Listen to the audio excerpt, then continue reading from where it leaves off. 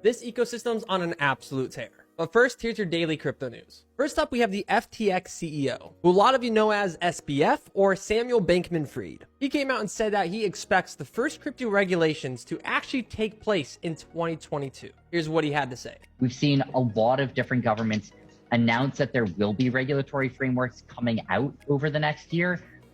We've seen a lot of them make statements about crypto, and all of the major financial regulators in the United States and the lawmakers are investing heavily in their knowledge of the sector. I think that you're probably going to see the first batch of it coming out in 2022.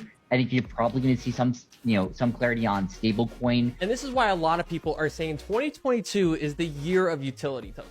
Next on your crypto news is going to be Revuto, which I may be butchering that name, but Revuto is a decentralized application built on Cardano. Yes, a very rare occasion, with Cardano being almost down 60% from all-time high. But when looking at the charts, it is very clear that anything really between $1.18 and $1.30 is going to be a very major support level. So is Cardano going to hit new all-time highs this year? I don't know, but at least it's finally being built on. Next up is going to be an amazing partnership coming from Terra Bridges, which they partner directly with Osmosis. Now, many of you might know Osmosis from the Cosmos ecosystem, as it's the DEX to Cosmos as Uniswap is to Ethereum. It is now seeing over a total value lock of $1 billion. What I want to focus on is going to be the interoperability between Terra and other blockchains, which is being provided by and through Cosmos's ecosystem, and will allow Terra to actually work with other chains and projects. Now at $42, up almost 50% from its local bottom at $22 earlier in December, sitting at a $9 billion